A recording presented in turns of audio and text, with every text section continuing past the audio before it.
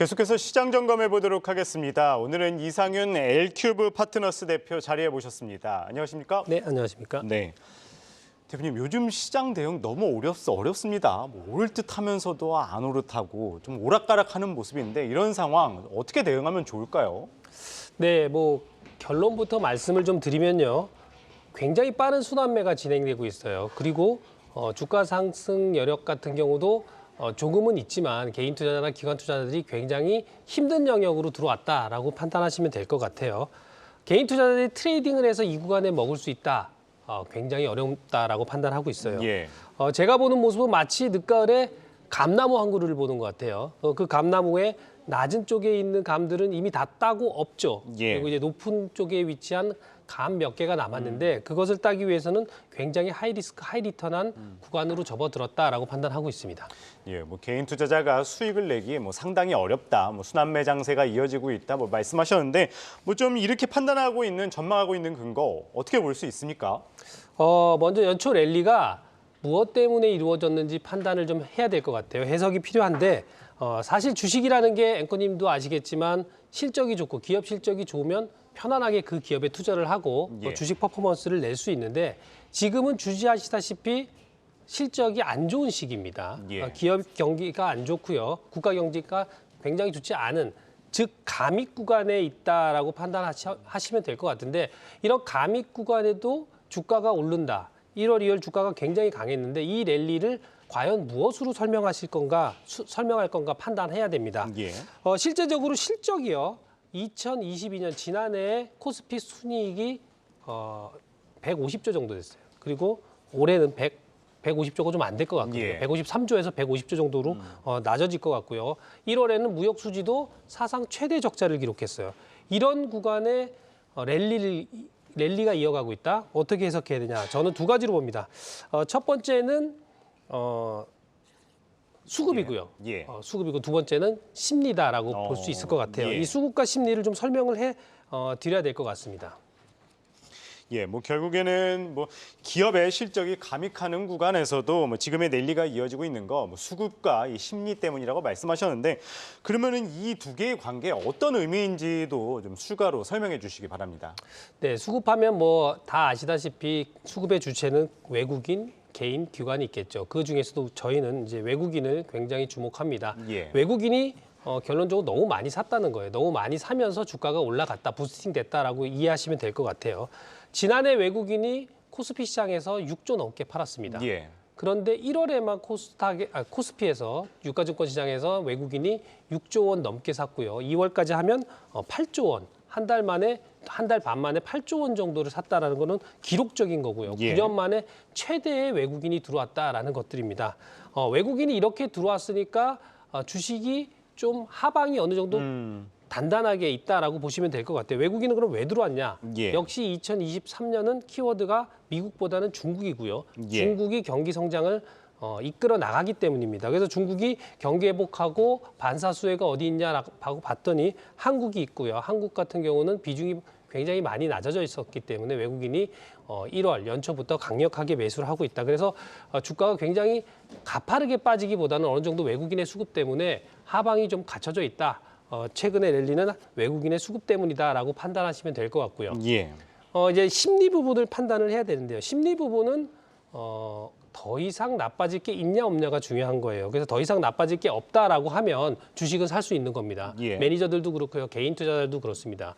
그러면 지금 현재 CPI라든가 금리 인상 횟수가 얼마나 더 될 거냐. 예. 이런 것들은 사실 중요하지 않아요. 이미 우리가 컨센서스에 나와 있고 CPI라든가 금리 인상이 3월에 종료가 될 건지 5월에 될 건지 아니면 6월, 7월에 한 번 더 할 건지 예. 어쨌든 그게 마지막이다라는 것들이거든요. 그렇게 되면 더 이상 투자 심리는 얼어붙지 않습니다. 예. 다만 우리가 예측하지 못하는 미중 마찰이 좀 더 격화된다든가 예. 북한이 무슨 문제를 일으킨다든가 이런 지정학적 변화나 우리의 컨센서스 안에 있지 않는 것들이 터져준다라고 하면 주가가 급격하게 크래시가 나겠죠. 그래서 사실은 실적 개선이 아직인데 주가가 먼저 올라가고 있기 때문에 포모를 느끼는 사람들이 굉장히 많아요. 예. 포모라는 거는 역시 나만 빼고 모든 사람들이 투자의 성공을 예. 단맛을 보는 건데 저만 나만 낙오되는 것이 아닌가라는 불안감인데 예. 이런 것들을 이제 거의 끝물에 와 있다. 하지만 조금 더 랠리를 가능해요. 예. 그 군중 지표를 보면 알 수 있는데 군중 심리 지표를 보면 아직도 나는 이 랠리를 인정하지 못해. 예. 라는 롱머니들이 있거든요. 그런 것들이 굉장히 이제 거의 한 80% 90% 와닿아 있다라고 예. 보시면 될 것 같습니다. 예, 뭐 말씀하셨듯이 이 지금의 랠리 가능하게 만든 것 중 하나가 이제 외국인의 수급 때문이라고 말씀하셨어요. 근데 사실 이제 지난달 1월에 이 외국인이 6조 가량 순매수했던 가장 큰 원인 중에 하나가 또 환율 문제도 있었잖아요. 1,220원대까지 떨어져서 외국인 수급이 그렇게 가능했다라는 이유도 있었을 텐데 지금 같은 경우에는 또 환율이 올랐단 말이죠. 1,290원대로 지금 하고 있는데 그래도 외국인 수급을 조금 더 기대해도 되는 걸까요? 자, 외국인 수급 중요한 포인트 지적해 주셨어요. 이제 외국인 수급이 추가적으로 들어올 수 있냐? 예. 가장 바로미터가 환율입니다. 이제 1,300까지 올라왔죠. 이제 굉장히 중요한 부분이 외국인은 기업 실적 굉장히 중요하게 봅니다. 외국인이 보는 기업 실적은 뭐 삼성전자의 실적도 굉장히 중요하지만 한국의 실적이에요. 예. GDP의 성장이죠. 결국 이제 1월에 무역 수지 적자가 굉장히 크게 안 좋게 나왔다. 특히 이제 반도체 부분이 예. 1월에만 44.5% 정도 전년 대비 감소했거든요. 그래서 어쨌든 외국인의 매수세가 더 유입되려 그러면 이게 무역 수지에 대한 적자 폭이 축소가 돼야 됩니다. 그래서 예. 현재까지는 어느 정도 1차 정도 외국인 수급의 유입은 완료된 것 같아요. 추가적으로 강력한 매수를 기대하기는 좀 힘들어 보인다라고 판단하시면 될 것 같아요. 그러면 어쨌든 결론적으로는 무역 수지 적자 폭이 조금 축소를 돼야지 그래도 조금 기대해 볼 만하다 이렇게 말씀하셨어요. 앞에서 말씀하셨는데 이 랠리가 좀 더 이어질 수 있을 것 같음에도 불구하고 어쨌든 개인 투자자들이 이 트레이딩으로 수익을 내기에는 조금 어렵다 뭐 이렇게 말씀을 하셨었는데 이렇게 전망하는 이유 어디에 있을까요?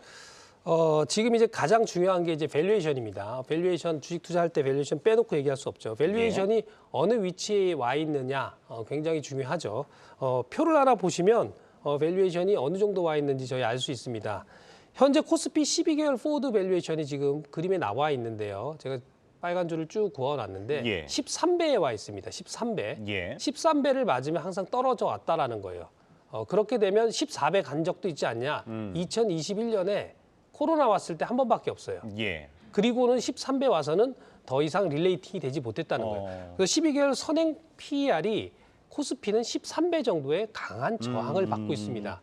그래서 예. 2,500이 넘어서면 주식 살 사람이 거의 없다는 거예요. 개인 말고는 기관들은 절대 안 삽니다. 저도 예. 펀드 매니저를 해봤지만 밸류에이션 지표를 굉장히 많이 참고하고요. 절대적으로 참고하기 때문에 코스피 PER을 내가 13배 역대 최고 기준으로 산다?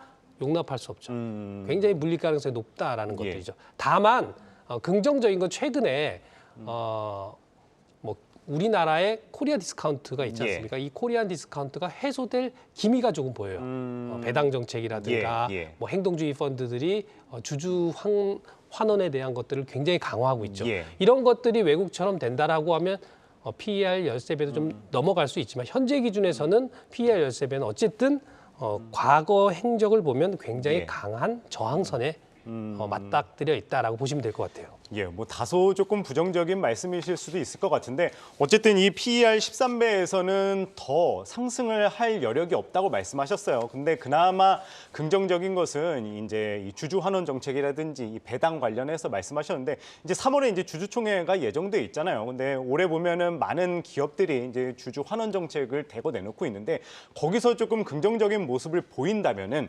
그래도 좀 추가 상승의 그 긍정적인 모멘텀을 받을 수가 있을까요? 네, 충분합니다. 뭐 어쨌든 코리아 디스카운트 뚫고 넘어가는 게 13배인데 13배 예. 넘어서 결국은 한국도 20배 받아야겠죠. 그런 날이 와야 된다라고 판단하고 있고요.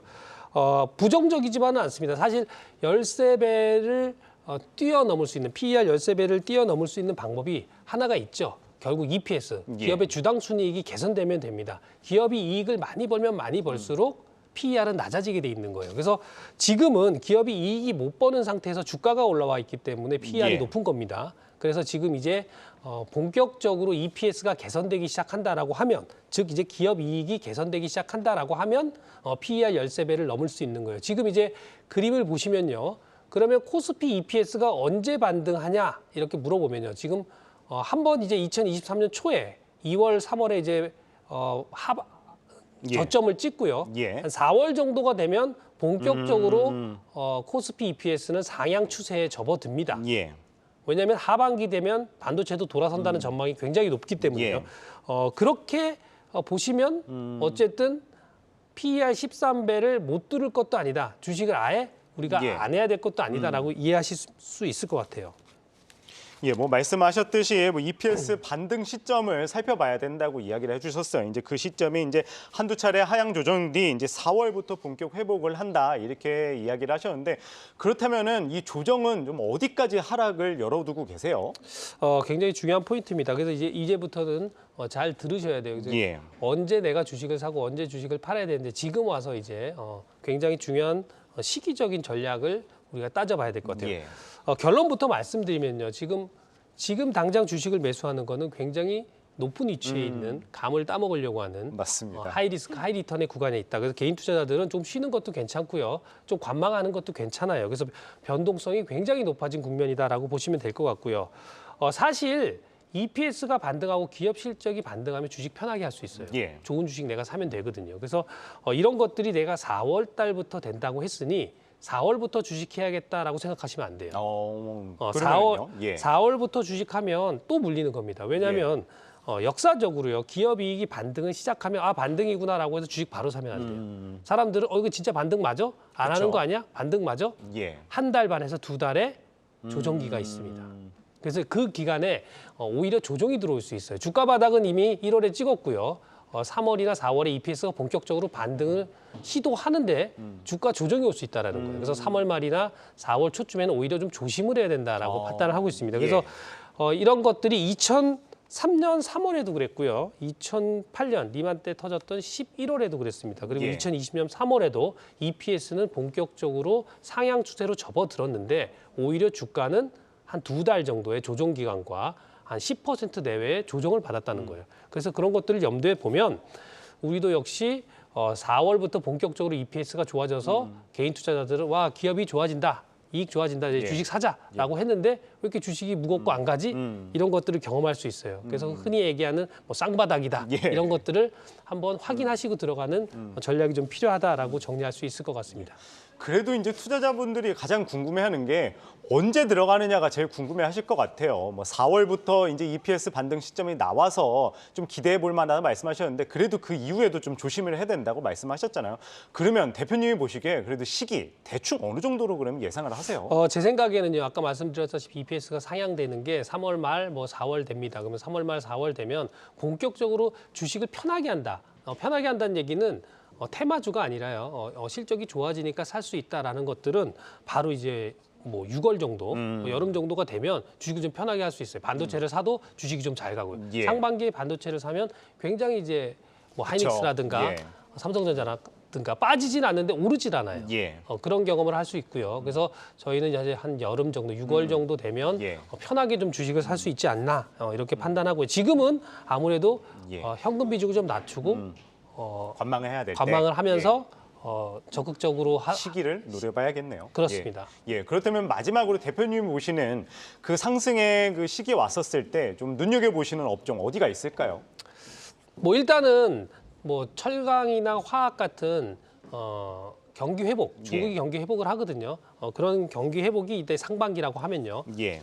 제가 집중적으로 노려야 되는 뭐 6, 7월 이후 하반기는 예. 뭐 누가 뭐래도 반도체겠죠. 결국 반도체가 예. 국내 주식시장이나 지수를 끌어올릴 테니까요. 하반기는 반도체다라고 결론할 수 있을 것 같아요. 예, 알겠습니다. 하반기 이 반도체 눈여겨볼 필요가 있다까지 말씀을 주셨습니다. 오늘은 이상윤 L큐브 파트너스 대표 말씀 들어봤습니다. 고맙습니다. 네, 감사합니다.